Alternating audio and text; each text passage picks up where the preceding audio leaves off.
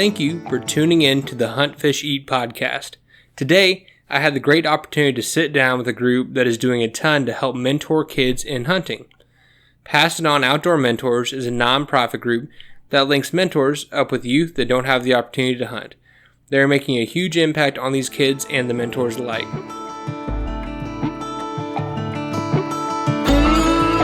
Welcome to the Hunt, Fish, Eat podcast. I'm here with the Pass It On Outdoor Mentors crew, right?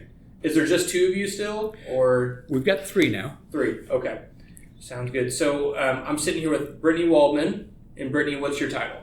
Yeah, I'm the Director of Field Operations, so I lead our new shooting sports outreach program. Okay, and Mike Christensen, what's your title? I'm the President and CEO. President and CEO. Okay, sounds good. Well, we're sitting here in Wichita. One of you guys went in the conference rooms in the Big Brothers Big Sisters building, so thanks for having me. And you mentioned my hat earlier, Brittany. Love it. Yeah, it's pretty cool. It's an old company out of Pennsylvania, and they just launched this company, and they sayings like this. You know, it says, for those that can't see, obviously, it says, "I like to yell and break things," and has a picture of a clay target on it. So that was up my alley. You know, I had to do that. So it's a Clay Shooting Apparel USA. So. Awesome. No, I'm not sponsored by them or anything. I just think I know it says "pull" on it with an exclamation point, which I'm like, yeah, that's I say that quite a bit. So, little shameless plug for them. I love it. Yeah, no worries. So let's get started. So, what is Pass It On Outdoor Mentors? Okay. Pass It On started in 2002. I was hired by Big Brothers Big Sisters to head up an outdoor mentoring program. Steve Williams was Secretary of Wildlife and Parks at the time, and they were just starting their youth seasons, their youth upland seasons back in '99, and they had reached out to Big Brothers and Big Sisters because they said the state agency doesn't know mentoring, but Steve had a big belief that mentoring was a key way in getting more kids outdoors. We did a couple of events. I had a neighbor that worked at Big Brothers Big Sisters, and he knew that I was involved with Quail Unlimited at the time. And when the state had their first upland season, he said, "Mike, could you find some guys to take these kids out?" Well, it was the first, we had to go out a week before everybody else in the field, so we took our dogs out, and we thought that was a pretty cool thing. Mm-hmm. We really felt that, I was about 50 years old at the time, and I'm thinking, these kids are going to walk our tail off. We're not going to be able to keep up. And what we found out was the opposite. We walked 2 fields, and these kids were done, physically done. Yeah. But the thing that impressed all of us, they all wanted to go again. Mm-hmm. Every one of those kids said, "When do we get to do this again?" Yeah. So we did that for a couple of years, and then I was talking with the director of the agency at Big Brothers, and he said, "Well, how would you like to do this full time?" And I said, "Well, it was after 9/11. I'd been in the IT business. I'd had enough of that." I said, "That would be kind of interesting." He said, "Great. First thing you need to do is go raise your salary, and then we can get you started." And that's how we got started on this. Gotcha. So this is really kind of a grassroots movement in a lot of ways. And currently you're just based in Kansas, and have you expanded to Iowa, I heard? We have a pilot program we are now working on in Iowa with Brittany's shooting sports outreach program. Okay. And I'll let Brittany describe a little bit about what that's all in. You heard it? Yeah, so back in June of 2019, Mike approached me and asked if I wanted to lead this new program, and it was kind of pie in the sky. Didn't know if it would be successful, but we knew there's a ton of potential for it, and asked if I wanted to come along and see what we could do with it. So we did, and it's been a lot of fun since then. We've, during our first year, hosted about 220 kids out on different hunting activities. So 52 deer hunts, 13 pheasant hunts, 13 dove hunts, I think 10 waterfowl hunts, and a random quail hunt in there. And it was just a blast to see these kids continually sign up for these hunts, and new kids come in saying, "Where can I go? When can I go? What's coming up next? How do I get in the loop of things?" And that was all just from networking with these high school clay target programs here in the state. So the Kansas State High School Clay Target League is what is here in Kansas, and they have, I would venture to say, probably over 100 teams this year, or maybe right at 100 teams across the state, which is awesome because there's only 154 high schools in the state of Kansas, so that's pretty incredible. With probably over 2,000 kids shooting trap. So talk about like low-hanging fruit and what better population of people to reach out to because they've already mastered the skill of gun safety, shooting properly, shooting techniques, and they have hunter ed. Most of them have to have hunter ed or some type of gun safety training class to join a league. So that's kind of where we got started. I did a lot of networking with those coaches and those teams and conservation groups and networked with landowners to find some access and had a really good first year, and that's why we ventured off into expanding into Iowa.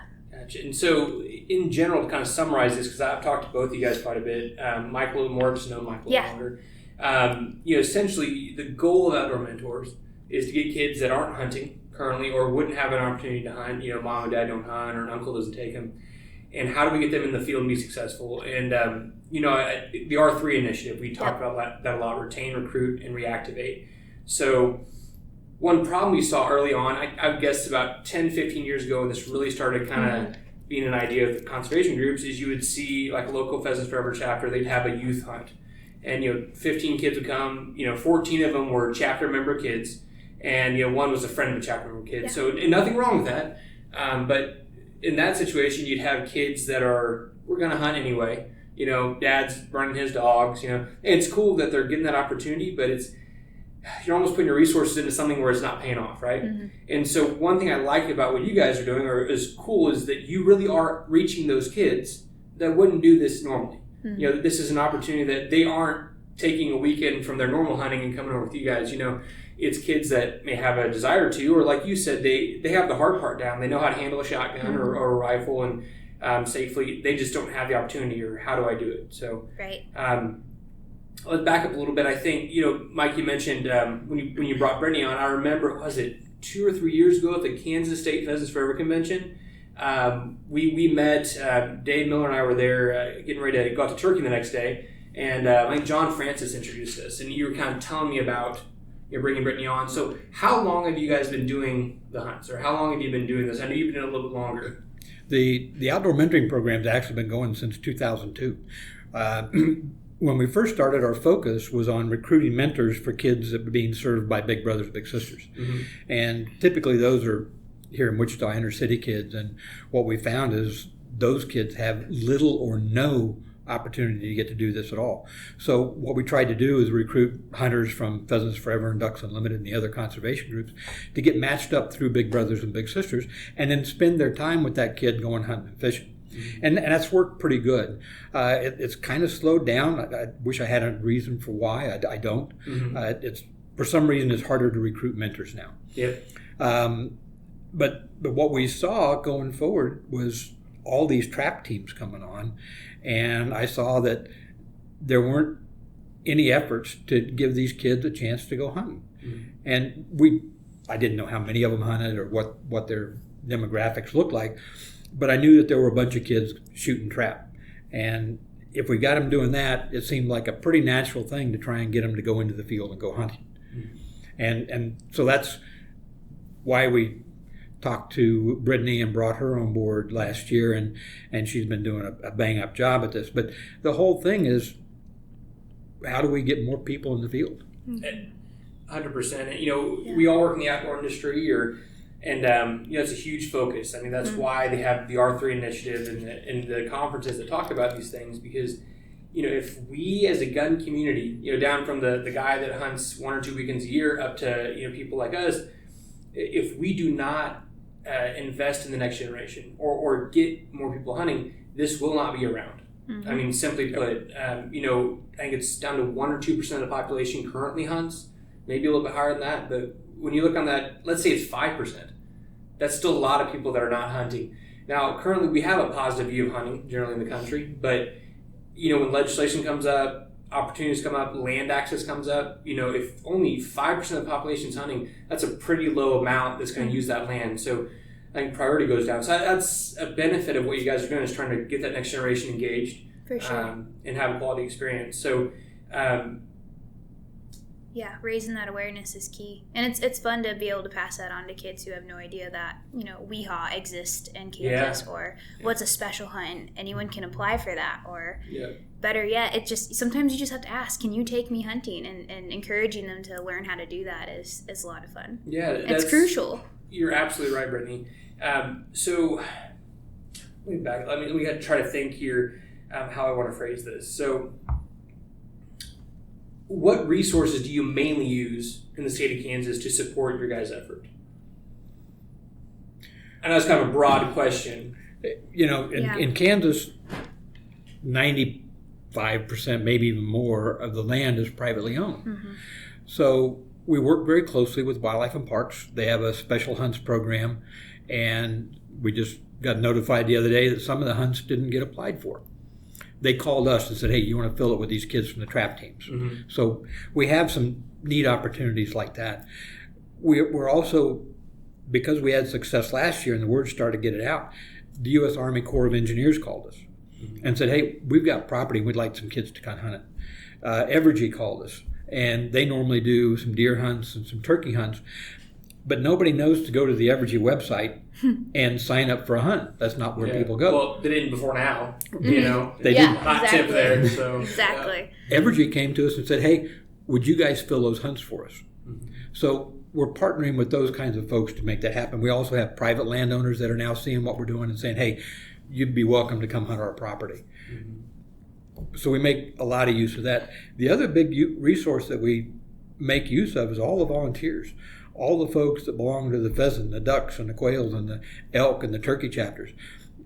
Whenever Brittany's putting together a pheasant hunt out in southwest Kansas, she calls a local Pheasants Forever chapter and says, hey, I've got these kids, we got this place to go, can you find 5 or 6 guys to go out with them? Mm-hmm. And the goal with that is to make it very easy for the chapters to get engaged with this. Having been a chapter member for a number of years, I know that by the time you've held a banquet, you've gone through a bunch of your volunteer capital. And asking these guys to do multiple hunts during the year, that's a big ask. Mm-hmm. But the idea behind this program is all we want them to do is come out and spend that morning hunting with them. Mm-hmm. They don't have to organize it. They don't have to plan it. They don't have to do all the work to get it all put together. That's what Brittany and her crew are doing.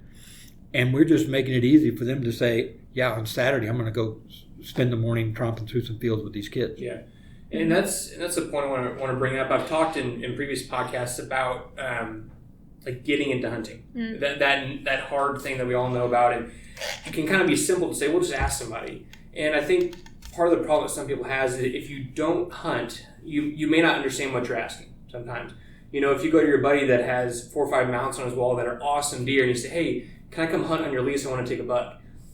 What you're asking him is, hey, I know you pay thousands of dollars for this land, and then you put thousands of dollars into food plots and all this stuff. Can I just come and hang out and shoot a nice deer? And so that can kind of be tough, and you get a no, and you think, man, people don't want me to hunt. And one thing I like that you do is just like you talked about, Mike, where you make it easy. You say, hey, all I need you to do is show up with your dogs, or just, hey, show up, wear a vest, and help these kids walk the field. Mm-hmm. And we just need you for these 4 or 5 hours, and then you're good to go. And I think when people get in at that base level, it's easier for them to get invested. Mm-hmm. It's easier for them to get involved. Yeah, and a lot of it, I would say the number one thing that people approach us with is we can't find kids to go hunting. And I'm like, what? How is that possible?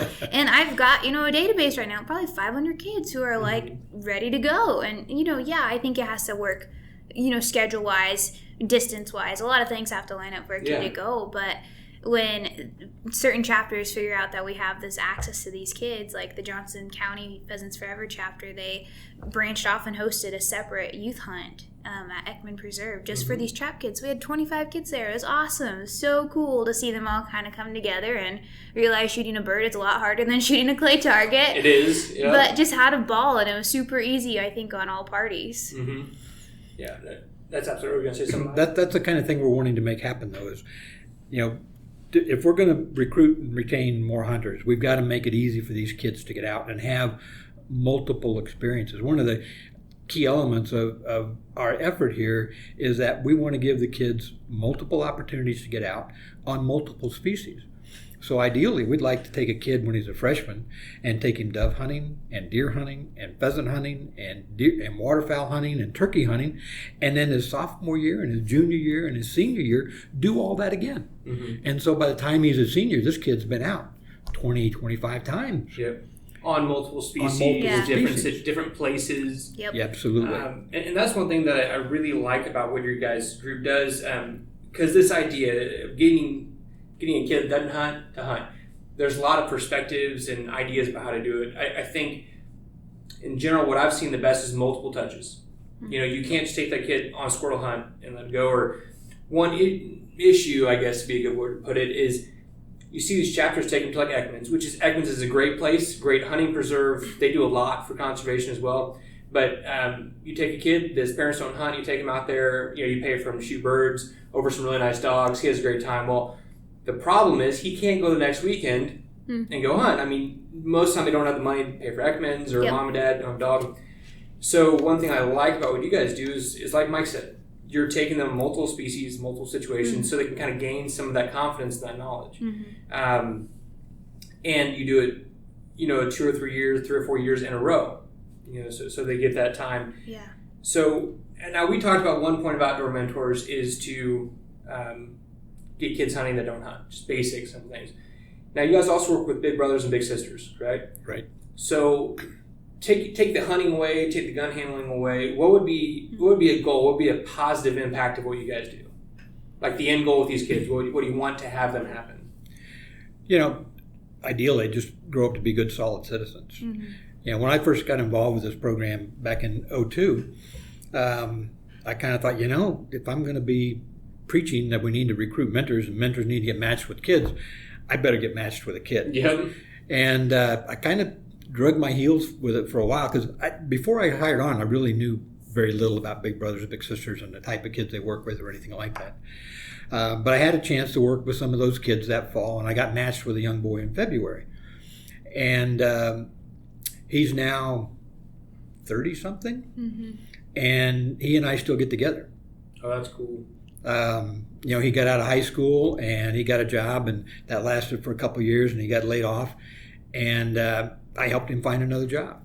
Now he's a sheet metal workers union guy, and he's got a solid job. He now brings his stepdaughter out on hunts, and they join us on these kind of opportunities. The second young man I was matched to, we go shooting together still, and he's into his early 20s now. So that's one of the neat things about becoming a mentor is that you really make a relationship with this kid that lasts more than just how long your mentorship does. Brittany's been matched with a young girl for how long now? 8 years this month. Oh, wow. Yeah. Okay. I was a little baby when I got matched to her. So was she. But if you spend, if you go out a couple times a month with a youngster for 8 years, I was matched with Dana for 7 years, you get to know the kid and you form a bond. Absolutely. Yeah. And seeing that kind of thing happen with these mentors and working with those kids and seeing the positive impact it has on these kids going forward is really very rewarding. I don't think I've had a mentor yet tell me that they felt the kid got more out of it than they did. Yeah. Every mentor I talk to says they get more out of it than the kids do. Yeah, absolutely. 100%, that's for sure. Yeah, so talk about that young lady that you've been working with, Brittany, and I'm going to preface this. I've seen a couple of the posts. Yeah. And one thing that I think is cool is a lot of times it's a gripping grin or an animal or you guys out hunting. And there's some talk about that, but you also talk about her and how she's improved, self-confidence. Yeah. And so kind of talk about that. Yeah, it's funny. So my little sister through Big Brothers Big Sisters just got her hunter ed card, I think a year and a half ago. So we're still getting her in the field. Okay. But there's a couple younger girls through our Outdoor Mentors program that aren't matched yet that I've kind of gone out with. And one being Kanaya and the other girl being Cantonia. Or two girls that are just so much fun to watch them kind of blossom, to be honest. Mm-hmm. They like to call it the glow up. Apparently that's a teenage term. From when you were like a young teenager to an older teenager, apparently there's this transition. I don't know. But that's what they tell me. But it is really fun to watch them go through a hunter ed class and then watch them take their first pheasant and then watch them truly get more into it and trust in you too, like in a blind where they can disclose to you, I'm having issues with this, or what do you think about that? Can I talk to you about this? And that's just cool. And I love that it's an open door, that they feel comfortable enough to reach out at any point and just say, I need help with this, or can I go hunting? Now, my first little brother, I don't think in our 8 years he said 20 words. I mean, So Well, when you're deer hunting, I mean, you got to be quiet. I mean, girls like to talk. Guys, not so much. Yeah. But we spent a ton of time together and had great experiences. And that's really what makes a big difference for these kids. I mean, the mentoring program that Big Brothers and Big Sisters has is really tremendous. Just an adult spending that time every month with a kid can have a really tremendous impact on those kids. But I tell everybody, when you couple that with an outdoor mentoring focus, so instead of just going and playing video games or having them over and baking cookies or something simple like that to spend the time with a kid, if you spend that time in a deer blind or in the turkey blind and you go out in the woods before the sun's up and they experience the woods coming to life. I mean, a lot of the kids that I've worked with have never seen a cow. Literally, never seen a cow. And when you take them out and give them those kinds of experiences, you see their self-confidence go through the roof. You see them grow, and it's just really an amazing thing that we as sportsmen can make happen for a ton of kids. With kind of a low level investment. I mean, Right. really, Time. Time. Yeah. And not even a lot of time. I mean, it's not like you have to spend 30 days a month with them, or you spend one weekend or a couple weekends in it. And I think it turns into something you want to do. Right. You kind of long to do it. Yeah. And I tell everybody it's the best kitchen pass you'll ever have. I'd stay home and mow the yard today, dear, but I need to take little Johnny fishing today. As a kid, I'd love to do those chores, but I pulled that one on my fiance this week. What are you doing Thursday? I got to pick Autumn up.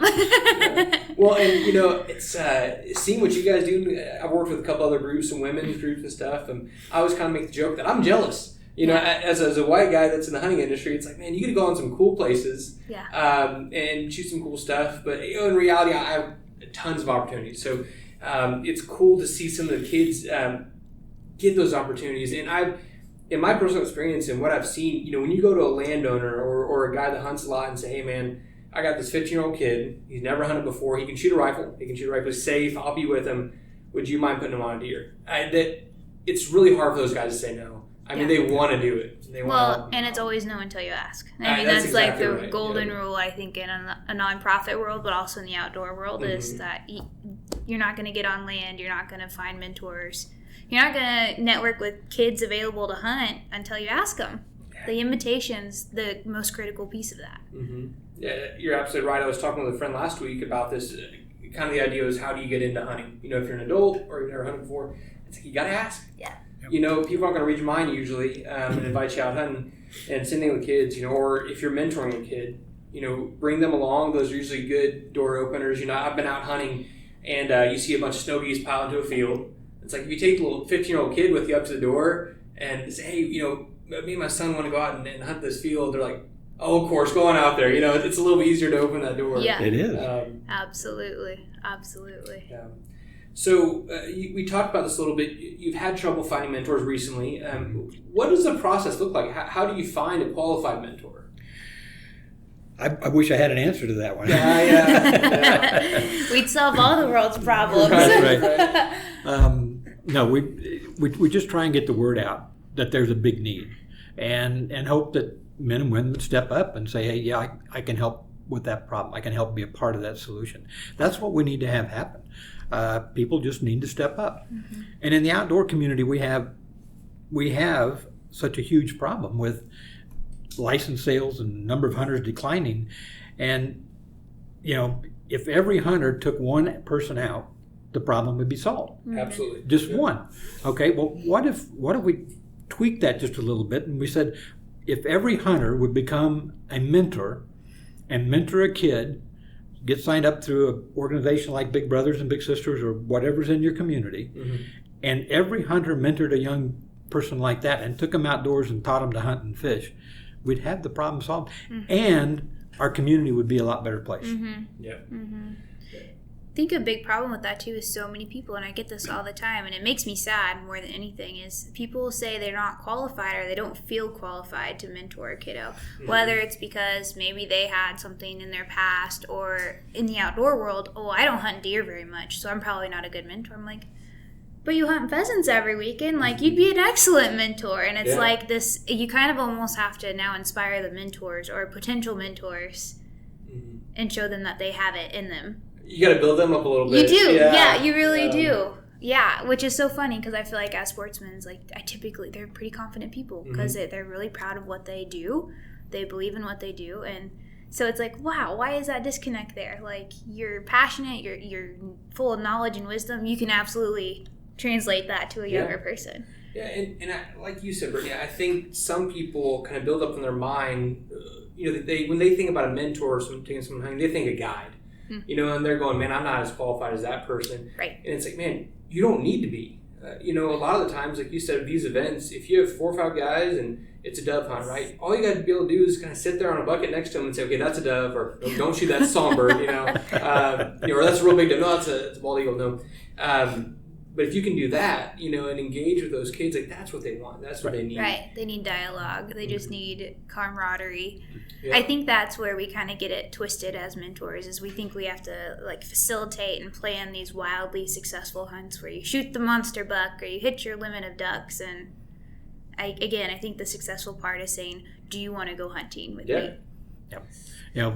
To that note, last year we took some kids to Cheyenne Bottoms, and the group of kids that I was with, we hunted Pool 5. Wildlife and Parks made Pool 5 there at Cheyenne Bottoms available just to our program.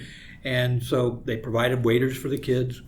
We waded out. We probably waded a quarter to a half mile out into the marsh, and we sat down in the Didn't lose any kids in the water? No. Good. We made it all back with us. It's positive. But tied them to a we rope. didn't put one bird in the bag. They got a few shots, but the teal were buzzing low, and it was there they go. I mean, it wasn't here they come. It was there they go. And but the neat thing was these kids had a great time. They didn't bag a bird, but they had a great time. Going out to Cheyenne Bottoms, seeing everything that Cheyenne Bottoms is, with everything that you can see there, and the experience of walking out into a marsh, a half mile out into a marsh. It's pretty cool. I mean, it was so outside of anything they'd ever even conceived of doing before that it was just a tremendous experience, regardless of whether they harvest any birds or not. Yeah. And I think about the first time that I hunted Cheyenne Bottoms, me and a couple buddies, and we did the same thing, waited out, put decoys up, and and I had gotten there late the night before, and so I hadn't seen it in the daylight. You get out there, wait out, put the decoys up, and you're standing in weeds, and you watch the sun come up, and then these birds just start flying and flying and flying. And it's, think about a 15 or 13-year-old kid that's never seen something like that before. I mean, it's awe-inspiring. Yep. Yeah. It is. Yeah. All those kids went home and said, Mom, Dad, I got to get a pair of waders, and I got to get this, and we need to do this. Get a new shotgun, and 2 flats of ammo. Yeah. But, the whole thing about the outdoors, I mean, one of the most, I'd never hunted turkeys before I got involved with this program. And the first year we went out to Harveyville, we had a guide up there that offered us hunts. I mean, he's had us out every year. and taking a kid out that's never done this before, and you're sitting in a blind before the sun comes up, and just on a beautiful spring morning, the sun's coming up, the birds start chirping, the squirrels start chattering. Just that whole experience of being in the outdoors and watching the world come alive, it to me, it's one of my favorite things to do. Yeah. But this gives these kids a chance to do that. Kids who will never have that opportunity otherwise. And how much are they missing when they don't get to do that?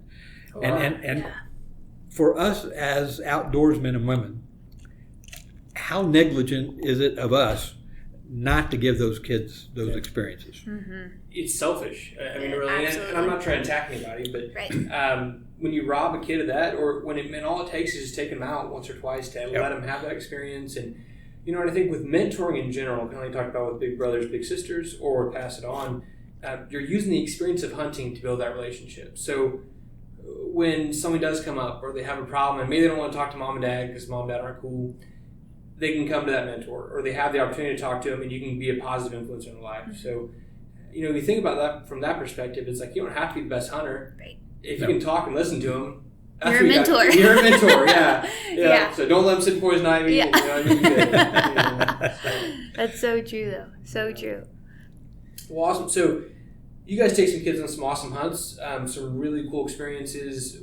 Let's say just roughly, what's your success rate? When a kid goes out there in the field, deer hunting, is it 60%, 80%? Or I know that's a lot of contingent on a lot of factors. Yeah. Yeah. So we've had some where we haven't gotten any. Mm-hmm. We've gone on deer hunts in January where nobody shot one. Yeah. And we've gone on deer hunts in January where everybody got one. Yeah. It's, as you mentioned, it's all kinds of factors involved. Yeah. But in general, I'd say we're 50%. We do a pretty good job. And the reason for that is we get some pretty awesome opportunities. I mean, we've hunted deer on Ted Turner's ranch down by Medicine Lodge. We're going deer hunting on the Koch family ranch over by Eureka. Mm-hmm. One of the early hunts we did was at Glen Elder on the refuge. Mm-hmm. I was standing on the dam at Cocker City at 2 o'clock on a Saturday afternoon, and we counted over 200 deer that we could see on the refuge. I mean, it was like hunting a feedlot almost. Yeah. So we get some pretty unique opportunities. Mm-hmm. But at the same time, Mother Nature has her own mind about things. And we've had kids go out on dove hunts, and they got one dove. Yep. We've had other kids go out, and they got 80. Mm-hmm. So it just all depends. Yeah. But I think, again, because of the unique opportunities we have, and we have some really awesome guys that are stepping up and helping mentor these hunts. So we've got some pretty good expertise out there. Yeah. I like to think that successful is kids showed up for the hunt and the hunt happened. So in that book, we're like 100%. There you go. That's a really good point to make. It's like, again, kind of go back to it's about building that relationship. Yeah. And I think too, I have a couple of friends, I'm not going to name them this time, but they are very connected, have a lot of opportunities, and their kids have now been raised up in that. And I know a kid, I think he's 13 or 14 right now, and he has 4 or 5 nice bucks under his belt. I mean, bigger than stuff I have. And, his little sister passed on a 6-pointer the other day, first year, and I'm sitting there going, oh my gosh, just the caliber that they have access to. And now those kids are able with hunting, so they're real lucky. But I think part of the relationship building is getting them out there, let them hang stands with you. Put up game cameras, say, look through the pictures, like, what are we seeing here? And if you can build that relationship, I think that furthers the opportunity of them hunt in the future or get out there and talk about the mentality of it. Right. Yeah.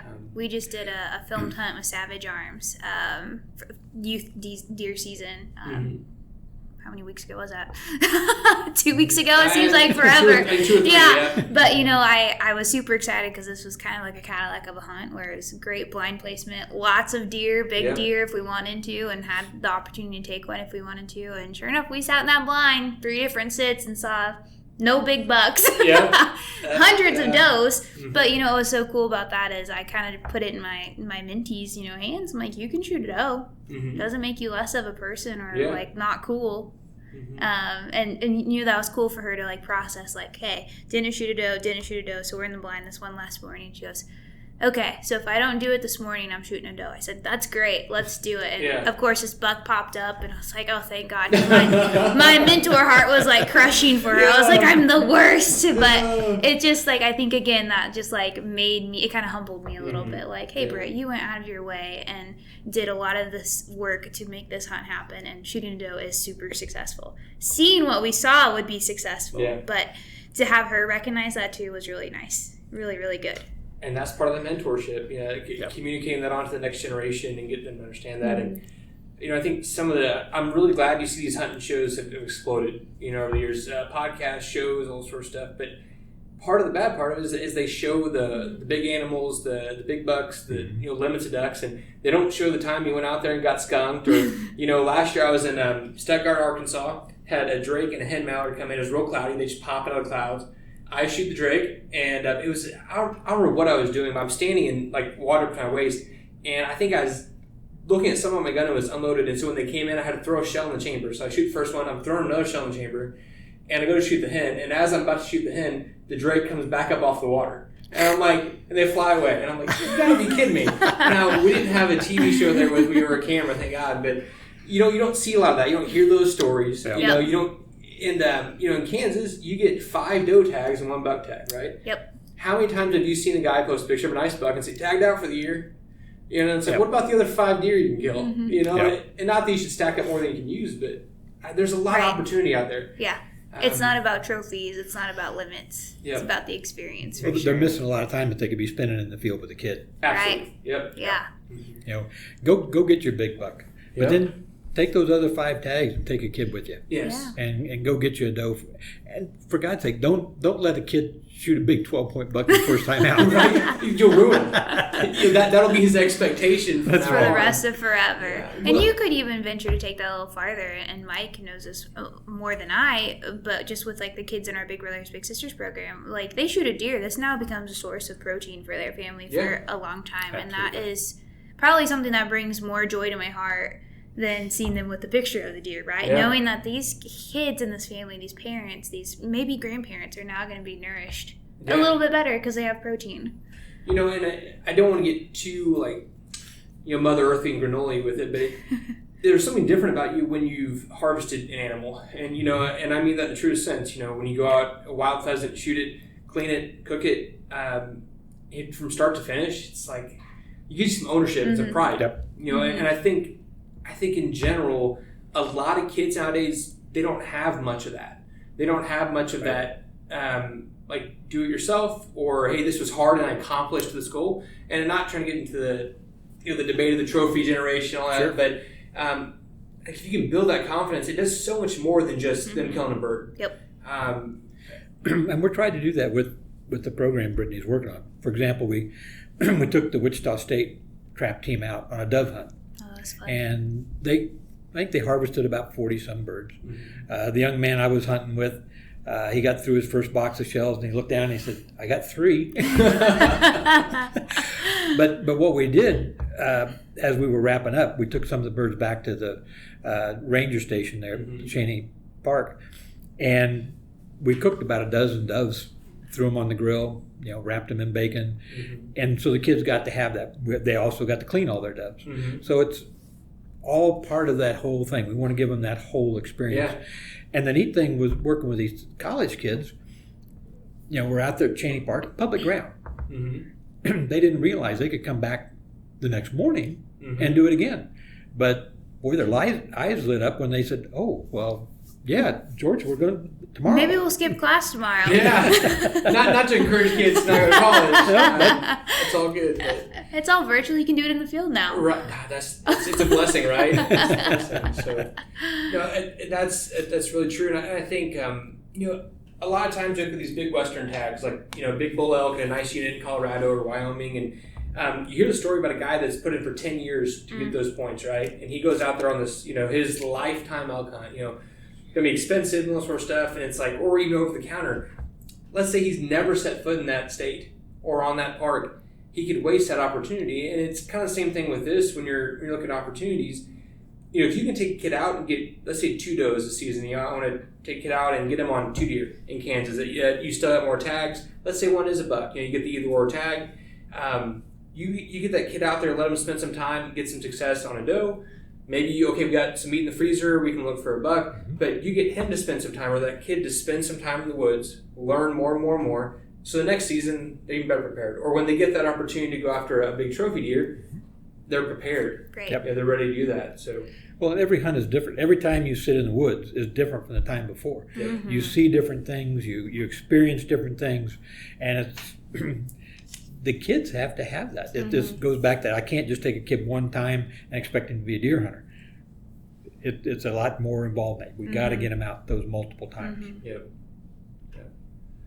That's true. So we talked around this a little bit. You guys have had some personal experiences. We'll start with Brittany. If you could say, hey, this one story encapsulates everything I love about Pastor on Outdoor Mentors, what would that be? I know, right? Just one? Put you on, yeah. You can tell a couple if you'd like, honestly, I'll bring up Kanaya, and she's going to hate me for this because I just always talk about her, and she's always like, you're making me embarrassed. She's the one that said the glow-up comment. So Kanaya, got involved with the program back in 2015 when I started volunteering with Mike's program, with Pass It On. So I got to see her at, I think 11 was when she entered the program. Yeah. Little baby Kanaya. And so my first pheasant hunt with the program was at Glen Elder with Kanaya. So I got to watch her shoot her first bird, and she's carrying it around like a baby doll. Like, not quite understanding, like, she's still such a young girl, like a young kiddo, not quite understanding, like, the difference here and, like, what just happened. But it was just the most precious thing ever, because I think you have to let, especially young females, you have to let them process the way they want to process.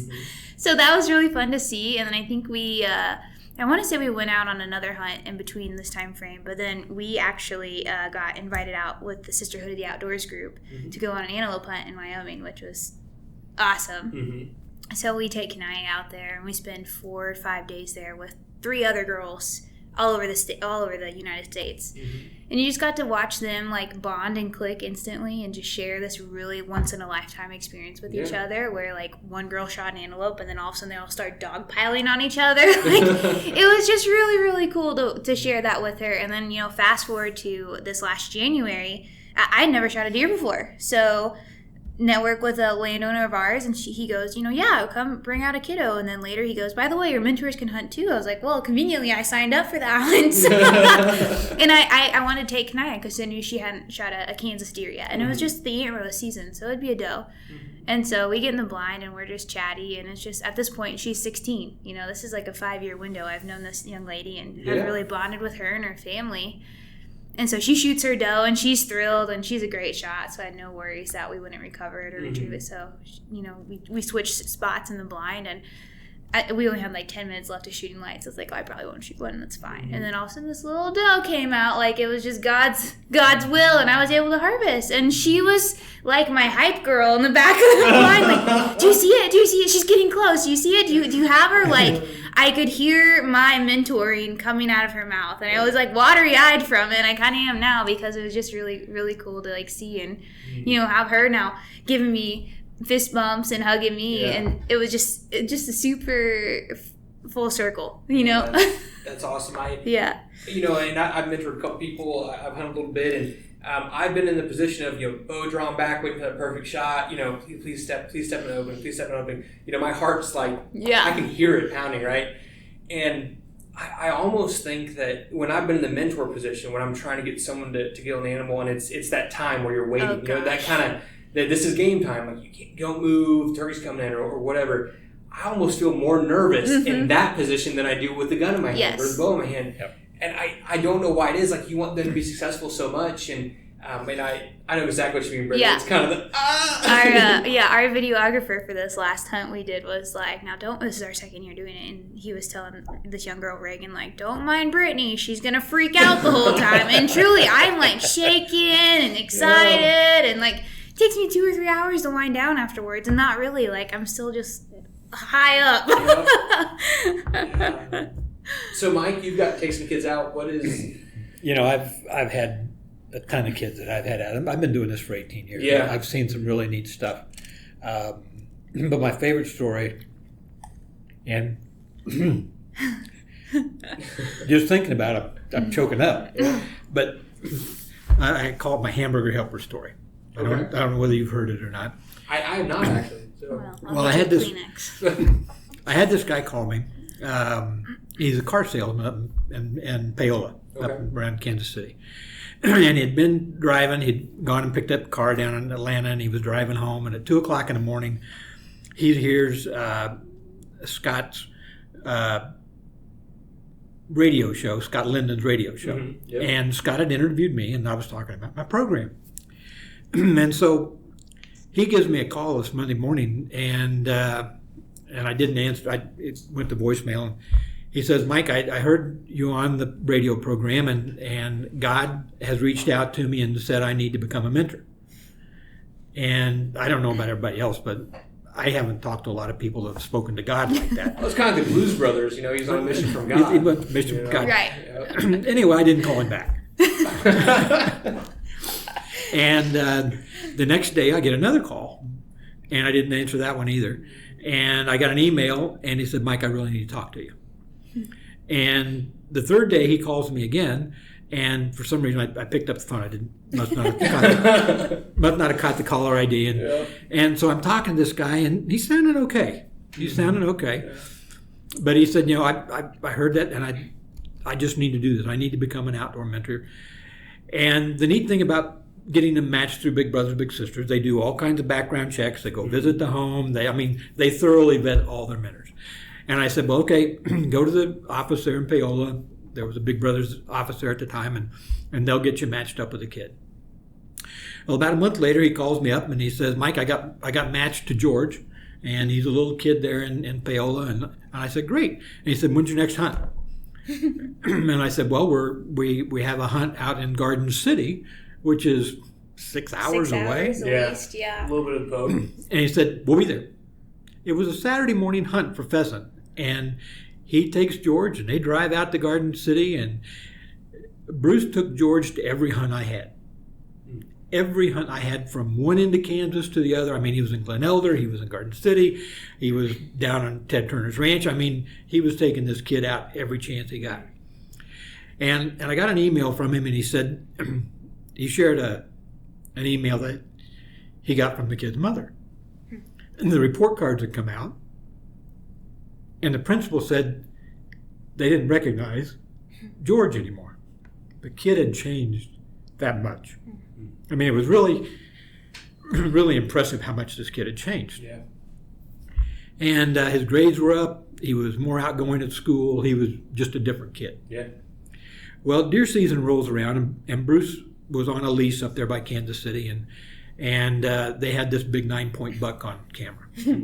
And archery season came, and nobody got him, and muzzleloader came, and nobody got him, and rifle season came, and Bruce asked the guys if he could take George out there and harvest a doe. And they said, sure. And if that big buck comes out, well, you know what happens. Yeah. Well, George and Bruce are in the blind, and George, of course, like all the kids that we take out, he's asleep like that as soon as we get in the blind. So they have this doe walking out, and Bruce nudges George and gets him ready to shoot. And he said, wait. And sure enough, here comes that big buck trailing that doe. Yep. And knocks him down. Nice trophy deer. Mm-hmm. Well, George's mom, like a lot of the kids in the Big Brothers program, didn't have the money to pay to get the deer processed, so Bruce took it home, and he and George are grinding the burger and all this kind of stuff. Mm-hmm. And George says, would this be good in Hamburger Helper? And Bruce said, well, yeah, it'd be great. And George says, oh, that's great. We've been eating Hamburger Helper for the last 6 months, and we haven't had anything to put in it. Oh, man. Yeah. So Bruce calls me that Monday morning, and he can't get the story out. Yeah. But that's the kind of stories that people can have, and the kind of impact that they can have on kids just by being a mentor. Mm-hmm. That's what this is about. Absolutely. That whole story, there was a nice 9-point buck in there, but you look at that story, it was, he's improving at school. He's building a relationship with Bruce. He's getting food, mm-hmm. For his family. And you look at those factors, those simple things that a lot of us take for granted. As a kid, I would complain about not being food in the house, quote unquote. And it was just because I had to cook the pasta, or cook the meat. There wasn't fruit snacks and, Doritos in the cabinet. But a lot of us are very blessed, and it's hard for us to understand. Yeah. And you think about it, if you take a 7 or 8-year-old kid that he leaves his house, he doesn't eat breakfast, not because he didn't want to, there's nothing in the house. Yeah. He goes to school, he gets that lunch at school, and you guys in school lunches, ain't much to it. And then he's going to go home, and there may not be dinner. Right. And you think about how much just that one thing, having food, is going to affect his school, his attitude, what he achieves in life, Yep. And giving the kid the opportunity, the confidence to be able to harvest that himself. That one experience, that one mentorship is a massive change for that person. So, mm-hmm. Yep. It really is. So that's really good. got me Got you in the feels there, man. It's a little dusty in here. Yeah, when you started choking up, Mike, I was thinking that'd probably be a good story, but gosh, man, that hits you on multiple levels. Yeah, it really does. It really does. On both ends, right? Like for the mentor and for George. Yeah. Well, I've been telling that story for a lot of years, and it still gets me every time. Mm-hmm. Yeah. Well, and I think that's another example of it. It's not just about the kids; it's about the mentees, or the mentors. Sorry, that are going out there and doing this. It changes us on both ends. Yeah. Absolutely. So, we were talking a little bit before Brittany got here, Mike. But you guys have some of your favorite events throughout the year. What are some of those? I know the Clays for Kids. Is that right? We do Bust a Clay. Bust a Clay. Yeah. Sorry. Yep.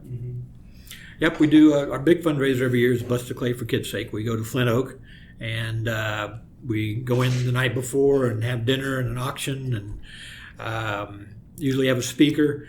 A couple years ago, we had an entertainer come in, and that kind of changed our focus on that. So we'll probably do that again. Okay. And then we shoot clays the next day, and we generally raise $70,000-$80,000 for our program. That helps us hire people like Brittany and her team that then go out and put on 89 hunts last year for kids. Yeah. I think Mike was saying you guys have 71 kids hunting this weekend. Yeah, we've got 71 deer hunts. That's incredible. In one weekend, right? Yeah, the 10th and the 11th. Man, the population in Kansas and deer is going to get hit here pretty soon because of past on. Yeah, I spent all morning. You should see my call log. I called about every darn meat locker in certain pockets of Kansas where we're at. I'm like, hey, you got potential to receive 5 deer because they're going to be coming. You're gonna be bringing them, Yeah, it's super exciting though. Well, I'm glad I processed my own. They won't get backlogged. Yeah, no kidding. Yeah, I apologize to every deer hunter out there this upcoming weekend. My bad. They should all pass it on and coordinate when you guys aren't doing something. That's when they hunt. So. And it'll work out because then they can help you. Yep. Yeah. So. No, we got 20 kids going duck hunting at Cheyenne Bottom this weekend. 71 next weekend at around the state. We're also doing a pheasant hunt this weekend. We got another pheasant hunt on the 24th, and then we're lining things up in Iowa as we get rolling there too. Yes, let's talk about that a little bit. So we're in Kansas, and this is started in Kansas, predominantly in Kansas. So, Mike, when you and I talked a couple years ago, one thing I like about you, Mike, is you dream huge. You're always, he's always talking, big picture stuff, which you have to be. Yeah. You have to have that drive. If you don't have that big goal, you're not going to anywhere near it. So, you and I first talked, you had said, hey, we want to expand this outside of Kansas. I think I'd asked you, what's the next step? What's your goal? What's your end goal? So let's talk about, you guys expand to Iowa now? Right. We went to the Western Association of Fish and Wildlife meeting last January. And their R3 committee, I've been on the implementation work group for the council's to advance hunting and shooting sports R3 group. And so I told Brittany, let's go out and tell these folks about what we did this fall. And we went out there, and Brittany did a great job with the presentation. And the folks from Iowa said, we'd like to talk to you about doing a pilot program in Iowa. And so that's what we're doing. We're going to try and reach 15 to 20 different teams across Iowa and do 30 different hunts is what we're set for our goal. And I think we'll probably exceed that goal by the time we're all done there. And we're already talking, what would it take to do this on a statewide basis in Iowa. In Kansas, a year ago we had 1,800 kids shooting trap. There's probably going to be close to 3,000 another year. Iowa's already got 4,000 kids shooting trap. It's a lot of trap getting broken in Iowa. Yeah. And when the folks at Iowa surveyed the kids to find out how many of them were hunting, only 53% of the kids in Iowa on these trap teams are hunting right now. So we've got a tremendous opportunity there to do both recruitment of the new kids that don't hunt and work on retention for those kids that are, say they do hunt. And when we did those surveys here in Kansas, they said 85% of the kids here in Kansas hunted.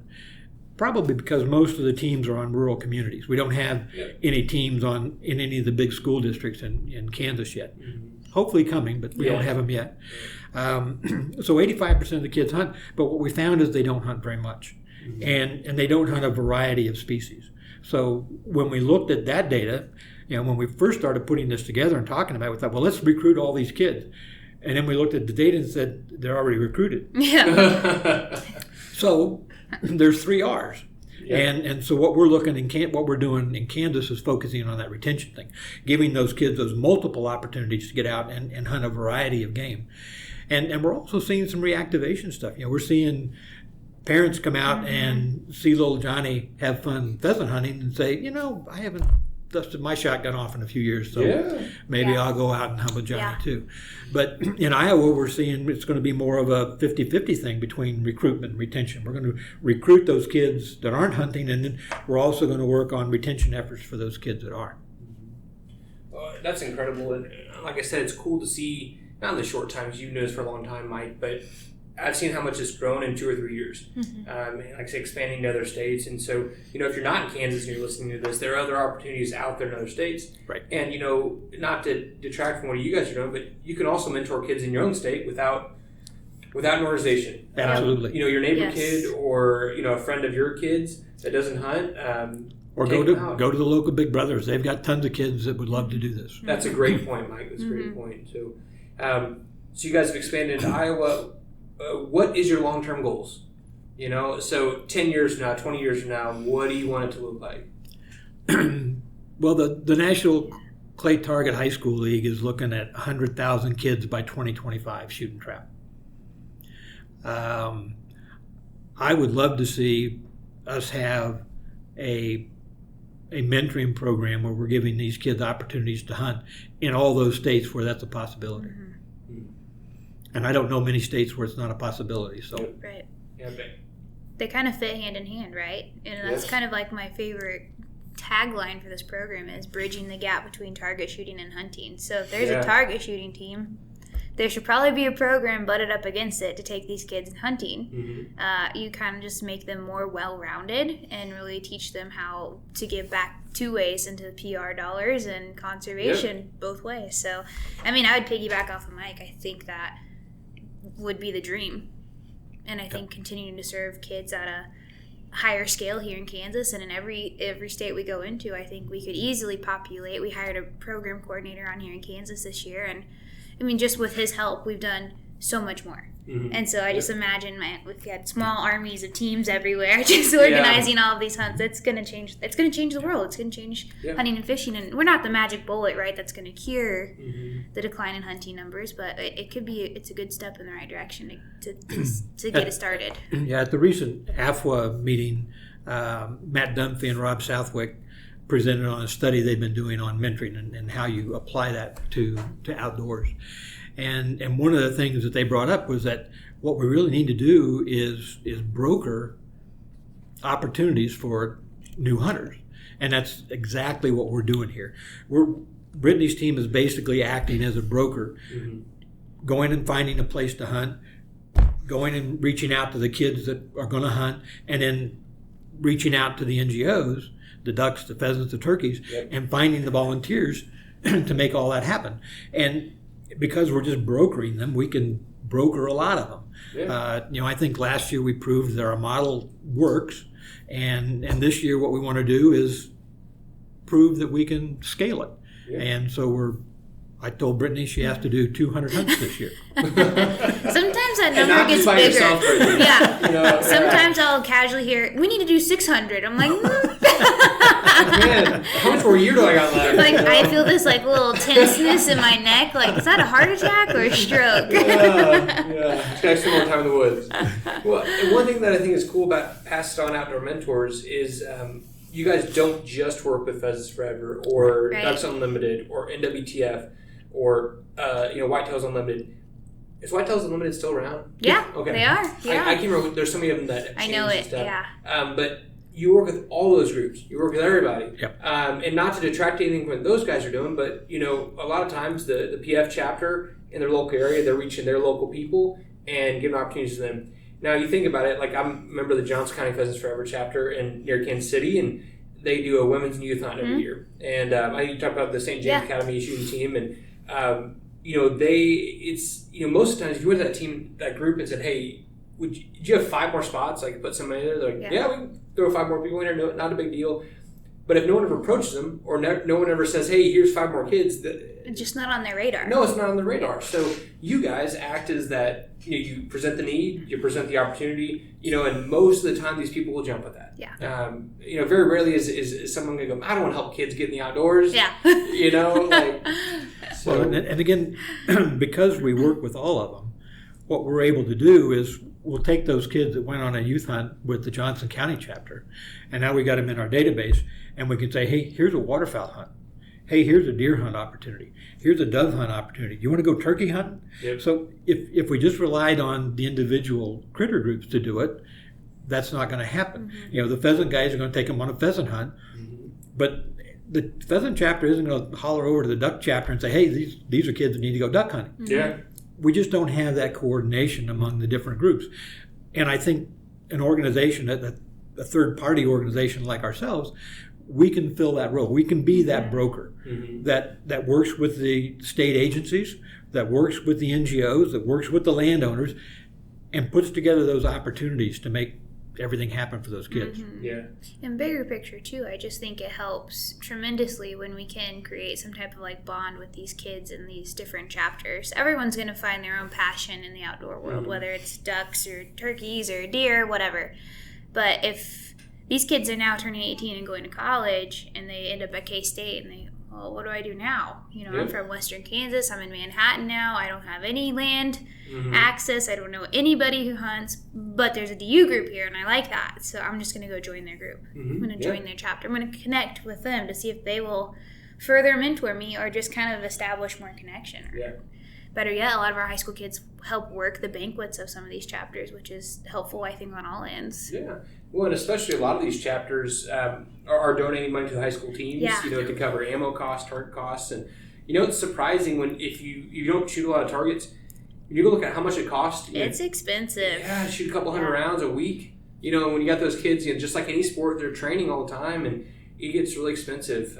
So luckily, these groups are doing fundraising. They're not just putting it back on the ground for the animals. They're helping these kids get involved and spend some quality time in the outdoors. Absolutely. So, where can people find you guys? All over the social media. Okay. Yeah. So it's Pass It On Outdoor Mentors, Yep. right? So our website is outdoormentors.com. .org. Outdoormentors.org. And then just Outdoor Mentors on Instagram, Facebook. Okay. Yep. That's simple enough. Yeah. And then, so how can they help? If someone listens to this and they're like, man, I want to get involved. Maybe they hear from God and say, I have to do this. How can they do that? What's the best way for them to get plugged? Yeah. What are your needs? They can send us an email. I mean, it's just as easy as asking, how do I get involved? I mean, we're not too harmful of folks. Yeah. So we welcome any conversation. Right. We like to meet mentors where they're at. I've got many folks reach out to me and say, I can help on this one day this year. And I say, deal. That's what it is. We have more people who say, I can get involved as much as this much. And we'll walk that avenue with them. Yep. And we have formal programs now in Kansas and Iowa, and hopefully we'll be expanding to other states soon. But for folks who want to become a mentor, just give us a call. We'll put you in touch with the local Big Brothers Big Sisters organization, or we'll help you find a youth mentoring organization in that community where you can get matched with a kid and give them the blessing of taking them outdoors. The years I've spent taking these kids from Big Brothers Big Sisters has been really, really rewarding. These are kids that won't have these opportunities otherwise. And it's a really neat thing to do. Yeah. Well, like we talked about, it's fulfilling for the mentor, too. Absolutely. And like I kind of want to echo what Brittany says, if someone sends an email and says, hey, I can help out these 2 weekends, that's all I have for this year, you'll take them. Absolutely, yeah. Don't feel like, you're committing your whole hunting season to help. And if you can help 1 or 2 days, they'd be happy to use you. Especially if it's the 10th and 11th of October. There you go, 10th and 11th of October. We're taking mentor requests. Gotcha. That's good. Specific dates. We can do that. And, this should launch just before that. So good. maybe calls. Shameless plug. Right. Well, and another talk about shameless plugs. We're a nonprofit, so we do fundraisers all the time. Yeah. So if people don't feel like they can give their time physically or just time in general, we accept donations through our website. You will take money. We will take money. That's good. With open arms, with a big hug at the end of it, via social distancing, of course. But of course. Yeah, that's how we keep our doors open. That's how we keep getting kids out. So I know sometimes people have different ways of giving, and sometimes that's a monetary gift, and sometimes that's time in the field. So. Well, and that's another point. You guys do have to make money. This stuff is not free. Luckily through donations and volunteerism, you guys get some of it covered. But sometimes this stuff costs money. So that's another good point to make. If you can't donate time or be a mentor, money helps quite a bit. Mm-hmm. Our number one need is the dollars to pay for staff to put on to be the brokers. Mm-hmm. That's what we need right now is more dollars so that we can put more brokers on the field, on the ground, getting more kids in the field. Mm-hmm. I'm convinced that we can scale this thing up big. I think if I had 3 full-time people in Kansas, we would be doing 500 to 600 hunts a year. There's the number. I've heard it. We haven't recorded it, so you can not crazy. You heard it. But I think we can scale it that big, mm-hmm. and I think it's just a matter of putting the manpower on the ground.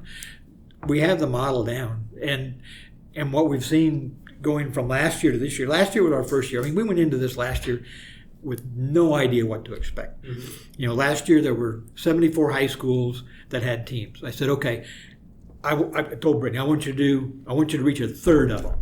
Get 25 of those schools out hunting. Mm-hmm. She did 44. Yep. Okay. So I think we can really grow this thing to really reach a lot of people. And what's happening now is, I got an email from a mother the other day. Her kids aren't on a trap team at all. Mm-hmm. She said, but I got a son and 2 daughters and they want to hunt. The husband doesn't hunt. Yeah. Can you help out? I said, absolutely. Mm-hmm. They got to have hunter ed. I'm not going to take kids out that they haven't had hunter ed. But we can expand this thing much, much bigger. Right now, and we've talked about this, Brittany and I have, right now we're looking at the trap shooting cohort of kids. Mm-hmm. I think we can expand this to the National Archery in the Schools program, the Scholastic 3D Archery program. I think we could partner up and put together a program so that kids who go through hunter ed, kids or adults, either mm-hmm. one, people who go through hunter ed for the first time, how great would it be if we could put them into a program like this where we could give them those multiple opportunities? Yeah. No, that's absolutely right. And I've seen, in my industry, I work a lot with youth teams and groups like yours. I've seen youth shooting exploding, no pun intended. In the last 8 to 10 years, it used to be you knew people that shot, in high school, but some competed and things. But now it's regular kids, all the time are shooting. The cool thing that I get is I get calls from parents there, and I kind of call them the sports parents. So we created this in our society where kids play hockey, football, baseball, soccer.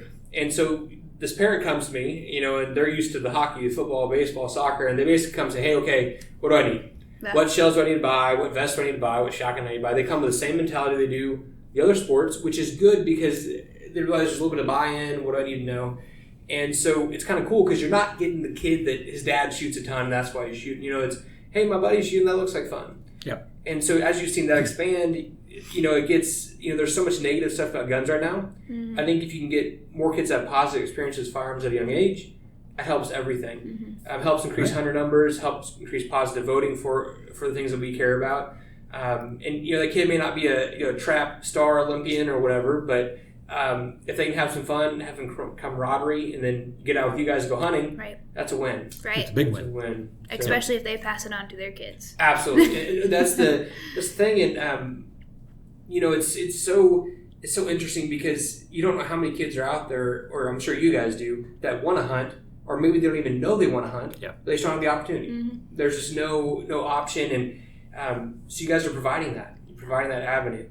And one thing, because like I said, you and I first talked about this a couple years ago, Mike, and I remember when you kind of pitched me this idea, and someone a long time told me, if someone comes to you with a new idea that's pie in the sky, crazy awesome, 1 or 2 things are going to happen. Someone else has tried it in the past and it failed, and it's going to fail again, or it's no one's tried it because it's awesome, and it's going to work, right? Now, I there's a lot of good ideas, or people, man, this is awesome. It's like, well, it's not going to work. Yeah. But this is working. Yep. This program is working. It's growing. You're having an effect. There's some subtle changes between what you guys are doing and what other people are doing, and I think that's part of the success, you know. Yeah. And I've seen people rally around you. You know, John Francis has come out, done some coaching clinics for you guys. Local chapters in Kansas City, Kansas have supported you, and all manner of things. So I like seeing this go crazy, and I'm really excited that it's going well. You know, that the new idea did not fail, you know, and that it's going well. So. Yeah, it's fun to look back on presentations I did a year ago, and I'm like, wow, things have changed. Like, right. We're going to do this, and now it's like, here's what we've done, here's what we're doing moving forward, and here's what we're doing from there, and it's fun. It's good momentum. It's going to be challenging going forward because, and we're learning this in Iowa. I mean, Iowa's pretty close to Kansas, but hunting is a lot different in Iowa than it is in Kansas. Yep. Yeah. And so as we take this program from state to state, it's going to take a lot of tailoring to adapt what we're doing to those states. But again, I think we can address multiple cohorts. I think this model can be adapted to work pretty much anywhere. Mm-hmm. Well, that's really good to hear. Thank you so much for letting me sit down with you guys.